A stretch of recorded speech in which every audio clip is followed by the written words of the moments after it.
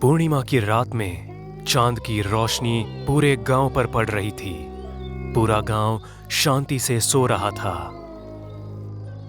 दूर कहीं कुत्तों की भौंकने की आवाज उस डरावनी शांति को तोड़ रही थी। अमन, जो शहर से अपनी मां को मिलने के लिए गांव आया था, वो घर के बाहर कुर्सी पर बैठा था। वाह, कितनी शांति है गांव में। शहर में ये कभी महसूस नहीं होती। जी करता है काम छोड़कर यहीं रहने आ जाओ। अमन आंख बंद कर कुर्सी पर बैठा था। तभी अचानक उसके पास एक गेंद आई और डर के मारे उसकी आंख खुल गई। वो गेंद हाथ में लेकर यहां वहां किसी को ढूंढने लगा।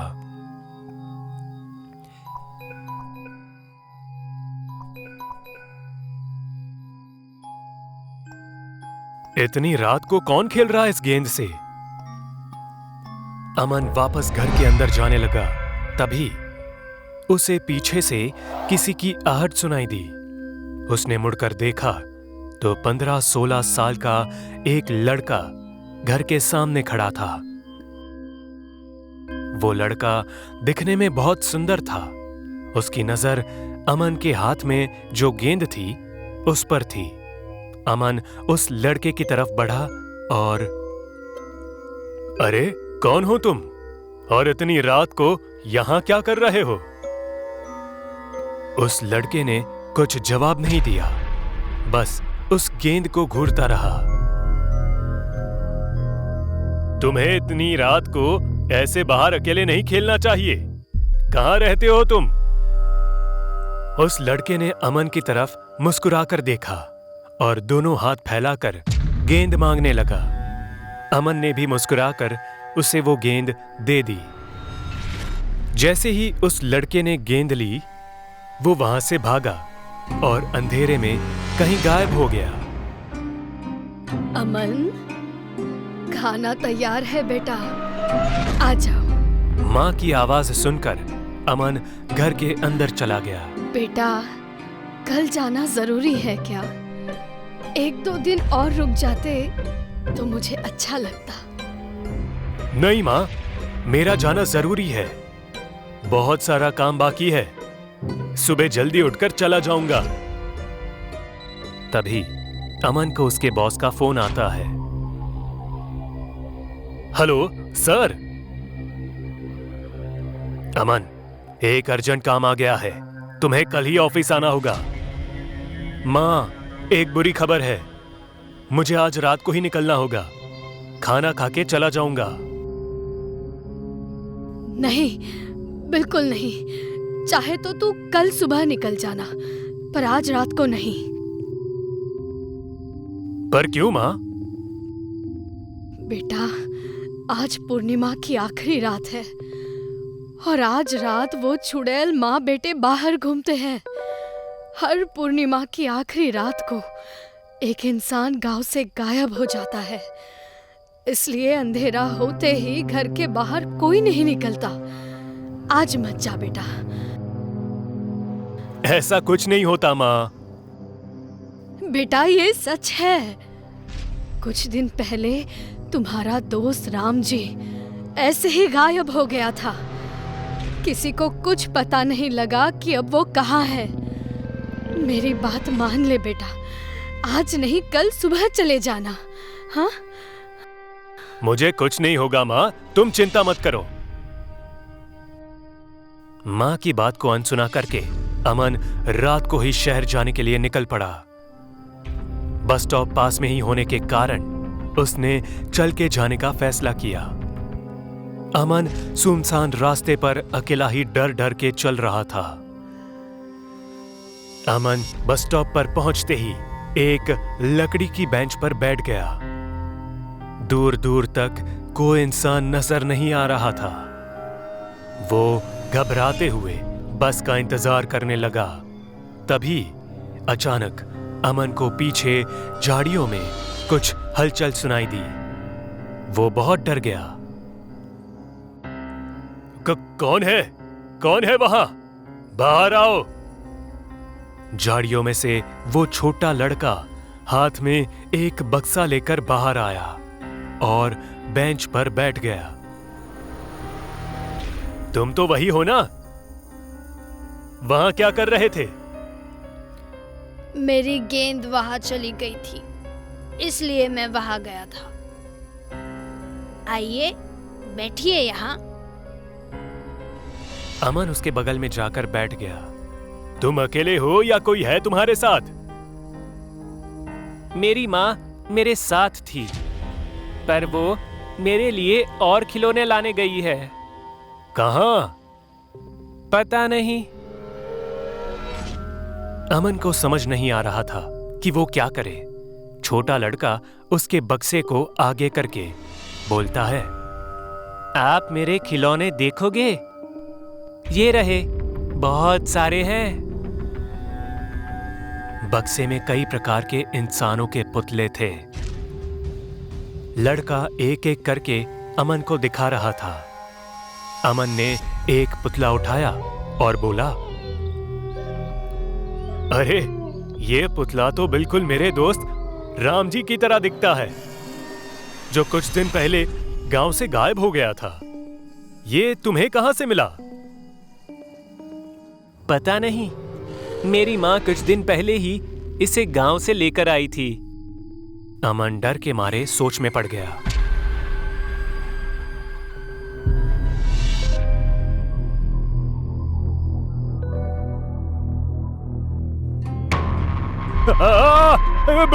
भूत! सामने एक चुड़ैल हवा में तैर रही थी। उसके रंग के कारण वो बहुत भयानक दिखाई दे रही थी। माँ, मुझे एक और खिलौना मिल गया। चुड़ैल भयानक तरीके से हंसने लगी। उसे देख उसका लड़का भी भयानक आवाज में हंसने लगा। अमन ने लड़के की ओर देखा और वो और भी डर गया। उस लड़के का सुंदर चेहरा अब बहुत ही भयानक दिख रहा था। चुड़ैल ने अपना हाथ अमन के सर पर रखा और जोर से चिल्लाने लगी। अमन भी जोर से रोने लगा। जोरों से हवा चलने लगी और अचानक से अमन गायब होकर एक पुतले में बदल गया। चुड़ैल के लड़के ने उस अमन के पुतले को उठाया और बक्से में रख दिया। चुड़ैल ने अपने बच्चे को उठाया और हंसते हुए चांद की तरफ चली गई। रात के लगभग 1 बजे गांव के बाहर एक पुराने खंडर से मंत्र पढ़ने की आवाजें आ रही होती है। ओम त्र्यंबकम यजमहि और एक तांत्रिक अग्नि प्रज्वलित करते हैं। ओम त्र्यंबकम तांत्रिक यजमहि बिना रुके मंत्र पढ़े ही जा रहे हैं। ओम त्र्यंबकम यजमहि सुगंधित पुष्टिवर्धनम। ओम त्र्यंबकम यजमहि सुगंधित पुष्टिवर्धनम। हे चुड़ैल, मुझे पता है तू यहीं कहीं है। मुझे तेरे होने का आभास हो रहा है। छुपने का कोई फायदा नहीं होगा। मेरे सामने आ, वरना तेरे साथ अच्छा नहीं होगा। ले, आ गई मैं। चला जा यहाँ से। चुपचाप यहाँ सामने बैठ जा। मैं नहीं बैठूंगी। तुझे जो करना है कर। हाँ? बैठी हूं ना। ओम त्र्यंबकम यजमहि सुगंधित पुष्टिवर्धनम। ओम त्र्यंबकम यजमहि सुगंधित पुष्टिवर्धनम। ये जाप बंद कर तांत्रिक। ये जाप बंद कर। तो इन गांव वालों को परेशान क्यों कर रही है? छोड़ दे इस गांव को। तांत्रिक, तू मेरे और गांव वालों के बीच मत आ, वरना तू भी मारा जाएगा।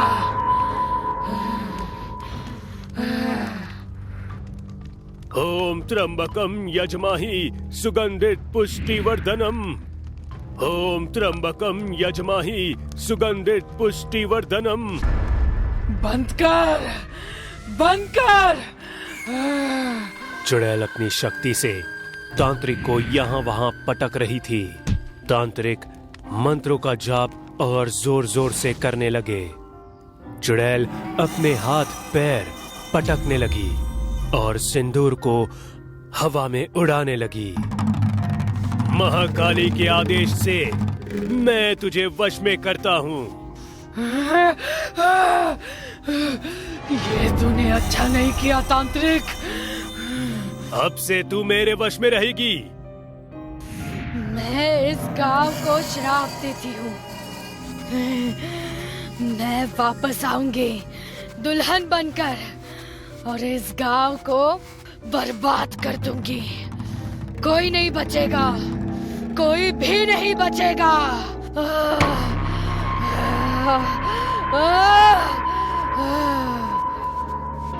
कुछ दिन बाद गांव वाले चुड़ैल को भूल गए और उसके श्राप को भी। जय नाम का एक युवक अपनी पढ़ाई पूरी करके 6 साल बाद गांव वापस आ रहा था। सारे परिवार वाले बहुत खुश थे। अरे भाई जल्दी चलो, ट्रेन आ गई होगी। चलो चलो, मैं तो कब से तैयार होके बैठी हूँ। पर जब वो लोग स्टेशन पहुंचे तो जय के साथ एक लड़की थी। पिताजी, ये मेरी पत्नी है, राखी। तूने शादी कब की? 3 महीने हो गए। सब कुछ बहुत जल्दी हो गया पिताजी। सोचा आप दोनों को मिलके बताऊं। मुझे पता है आप नाराज होंगे, पर मेरी बात सुनकर फैसला लीजिए। बातें बातें बाद में करेंगे। वाह, कितनी प्यारी बहू है। अब घर चलो, सारी बातें घर जाकर ही करेंगे। चलो। जय के पिताजी नाराज थे, पर माँ खुश थी। माँ, मुझे पता है मैंने अच्छा नहीं किया बिना बताए शादी करके, पर एक बार पिताजी मेरी बात सुन ले तो वो मेरी सिचुएशन समझ जाएंगे। ये बात नहीं है जय, तेरे पिताजी किसी और चीज से परेशान है। वही पुरानी बात। कौन सी पुरानी बात माँ? वही चुड़ैल का श्राप कि वो वापस लौटेगी दुल्हन बनकर। ऐसा कुछ नहीं होगा पिताजी। वो ढोंगी बाबा बस गांव वालों से पैसा ऐंठने के लिए झूठ बोल रहा था। अपने गांव से कितने लड़कों ने शहर में ही शादी कर ली, किसी को कुछ नहीं हुआ, सब खुश है। आप चिंता मत कीजिए, ऐसा कुछ नहीं होगा। ऐसा कुछ ना हो वही सही होगा बेटा। वो लोग बहू को लेकर गांव पहुंचते हैं। बहू ने घूंघट कर रखा था। जय के पिताजी अभी भी काफी परेशान दिखाई दे रहे थे। तभी जय के पिताजी के फोन पे एक कॉल आता है। क्या? कब? कैसे हुआ? क्या हुआ पिताजी? जो नहीं होना था। जिस तांत्रिक ने चुड़ैल को अपने वश में किया था वो मर गए। क्या? जय की माँ अपने कमरे से एक सोने का हार लेकर बाहर आती है। ये मैंने तेरे लिए बना रखा था, आज के दिन के लिए। बेटा, आज तेरी मुंह दिखाई है ना? जय की माँ ने बहू के हाथ में वो हार दिया और जैसे ही उसका घूंघट उठाया तो वो डर के चीख पड़ी।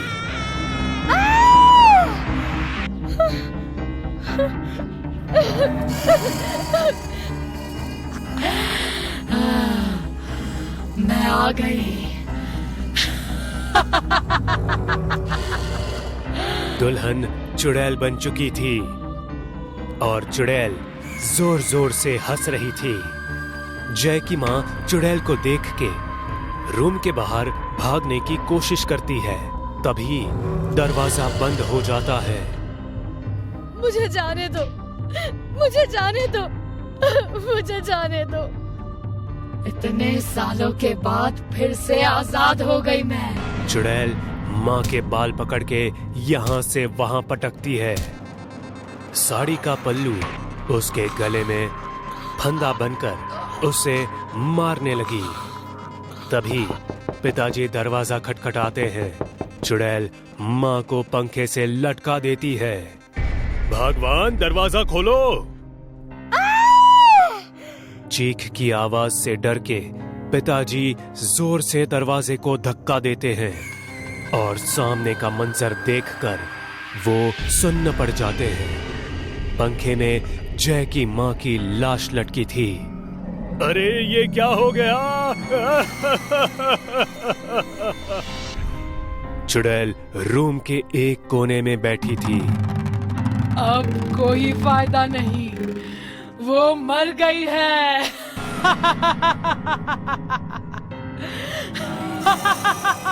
पिताजी यह वहां भागने लगते हैं। जय का नाम पुकारते हुए चुड़ैल भी उसके पीछे भागती है। जय जय।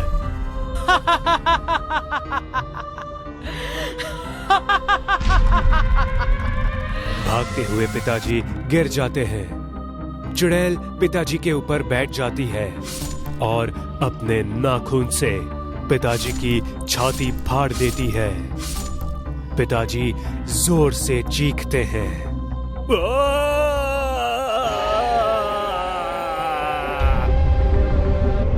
तभी जय घर के अंदर आता है। कमाल है, यहाँ कोई नहीं है। बहू आई, सब बेटे को भूल गए। जय रूम में जाता है। चुड़ैल अपनी पीठ की तरफ खड़ी थी। जय पीछे से चुड़ैल को बाहों में भर लेता है। राखी, कैसा लगा हमारा घर और मेरे माँ पिताजी? बोलो। जय आईने में देखता है तो उसे चुड़ैल दिखाई देती है। जय डर से यहाँ वहां देखने लगता है। उसे माँ और पिताजी की लाश दिखाई देती है। तभी चुड़ैल अपने हाथों से जय का गला काट देती है। दुल्हन चुड़ैल गांव के हर घर में जाकर लोगों को मार देती है।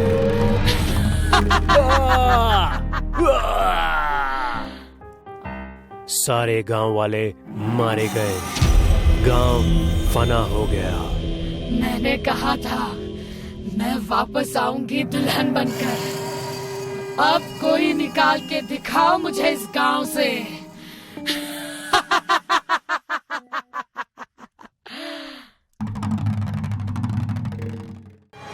ये कहानी शहर के बाहर एक घने जंगल की है, जहां लोगों का कहना है कि 2 सिर वाली चुड़ैल दिखाई देती है जो लोगों का खून पीती है। इसीलिए लोग दिन में भी इन जंगलों में जाने से डरते हैं। शुभम और मनदीप फिल्म देखकर घर लौट रहे थे। अरे आज तो मजा ही आ गया। इतने दिनों बाद पिक्चर देखी। क्यों यार, क्या बोलता है? अरे मुझे डर लग रहा है। अब जंगल का रास्ता चालू होगा। वो 2 सिर वाली चुड़ैल यहीं जंगल में रहती है। तू पागल है क्या? चुड़ैल होती ही नहीं है, और वो भी 2 सिर वाली चुड़ैल। वो तो हो ही नहीं सकती है। अरे यार तू ऐसा मत बोल, बस नीचे देख और चलते रह। अबे यार, तू हमेशा छोटी छोटी बातों पे डर जाता है। सुना, अब भी यही बोलेगा तू? अरे कोई जानवर होगा। तू भी ना बहुत बड़ा वाला बेवकूफ है। शुभम निडर बनकर चलने लगता है और मनदीप उसके पीछे पीछे डरा सहमा चल रहा है। कुछ दूर जाने के बाद पेड़ जोर जोर से हिलने लगे। अरे बिना हवा के ये पेड़ इतने क्यों हिल रहे हैं? शुभम बुरी तरह डर जाता है। हाथ पैर कांपने लगते हैं। भागने की कोशिश करता है। भागते भागते गिर जाता है। अबे क्या हुआ?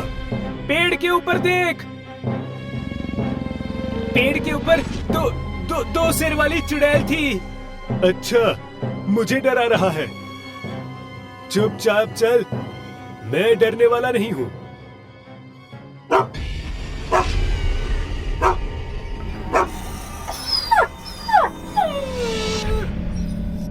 तभी झाड़ियों में से एक कुत्ता बाहर आता है।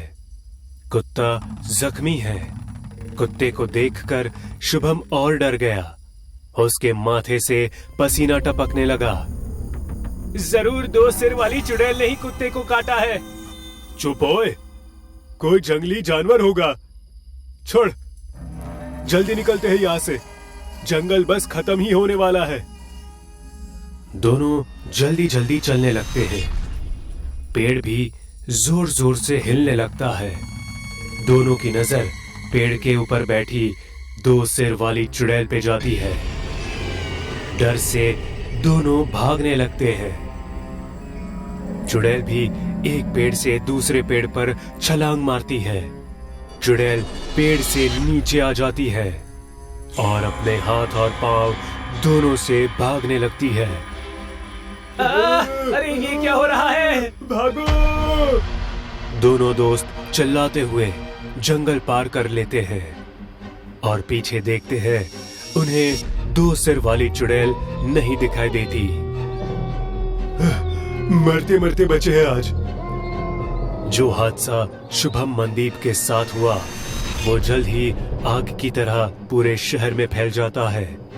जिन्हें 2 सिर वाली चुड़ैल पे यकीन तक नहीं था, वो भी शाम होने के बाद जंगल के आसपास भी नहीं जाते थे। शहर में शंकर नाम का एक अपाहिज लड़का रहता था। शंकर को दिन भर लोगों की खरी खोटी सुननी पड़ती थी। अरे कैसा अपाहिज बेटा पैदा किया है तूने, ना कुछ कर पाता है, बस घर पे बैठे बैठे जानवरों की तरह खाता रहता है।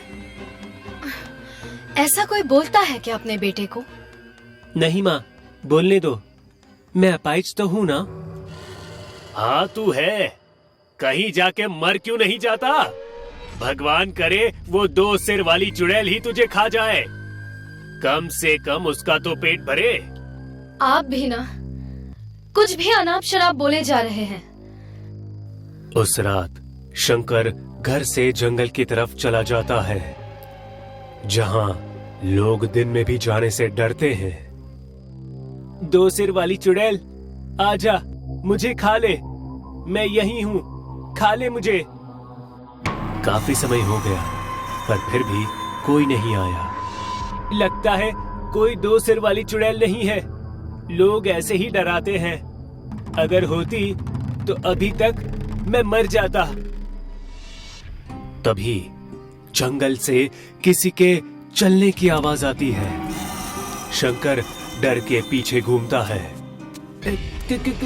कौन है वहां? अंधेरा होने की वजह से शंकर को कुछ दिखाई नहीं देता है, बस लाल आंखें दिखाई देती है और वो आंखें शंकर के पास आ रही होती है। शंकर डर के मारे कांपने लगता है। जैसे ही वो आंखें उसके नजदीक होती है, वो डर से नीचे गिर जाता है। शंकर के सामने 2 सिर वाली चुड़ैल खड़ी होती है। मुझे डरना नहीं है, मेरा इस दुनिया में क्या काम, मुझे मर जाना चाहिए। 2 सिर वाली चुड़ैल, मुझे मार दे। 2 सिर वाली चुड़ैल की आंखें लाल हो जाती है। उसके 2 सिर बहुत ही डरावने दिखाई देते हैं। ये देखकर किसी की भी रूह तक कांप जाए। मैंने आज तक किसी की जान नहीं ली, तो तुझे क्यों मारूंगी? पर लोग कहते हैं 2 सिर वाली चुड़ैल सबका खून पी लेती है। खून नहीं पीती, बस लोगों को डराती हूँ। पर क्यों? क्योंकि मुझे अकेला रहना है जंगल में, शांति से। पर मैंने कभी किसी की जान नहीं ली। तू क्यों मरना चाहता है? बचपन से ही अपाहिज हूँ, किसी काम का नहीं, मार दो मुझे। मैं भी 2 सिरों के साथ पैदा हुई थी। लोग मुझे देवी की तरह पूजते थे। जब 16 साल की हुई तब एक तांत्रिक ने मेरा अपहरण कर लिया और मेरी बलि दे दी अपनी शक्ति बढ़ाने के लिए। उस तांत्रिक की शक्ति तो नहीं बढ़ी, पर मैं ना मर सकी ना जिंदा रह सकी। मैं यही रह गई इन जंगलों में, और आज 2 सिर वाली चुड़ैल के नाम से लोग जानते हैं। वही लोग पहले मुझे देवी की तरह पूजते थे। आपके साथ बहुत बुरा हुआ। आप बुरे नहीं हो। मैं लोगों को ये जरूर बताऊंगा। कोई यकीन नहीं करेगा। मरने के बाद लोग याद तक नहीं करते। लोग मतलबी है और मतलबी ही रहेंगे। तू मेरा छोड़, अपनी जिंदगी बना। तेरे पास लंबी जिंदगी है दोस्त। मैं जीना चाहती थी, उस तांत्रिक ने मुझे जीने नहीं दिया। तेरे पास मौका है, जी ले अपनी जिंदगी, जी ले। चुड़ैल इतना बोलकर गायब हो गई। 2 सिर वाली चुड़ैल की कहानी शंकर के मन को छू गई। उसने ठान लिया कि वो जीवन को सार्थक बनाएगा, और इस ख्याल के साथ वो जंगल से लौट गया। आज भी 2 सिर वाली चुड़ैल लोगों को डराती है। वो नहीं चाहती कि कोई भी उसके जंगल में आए।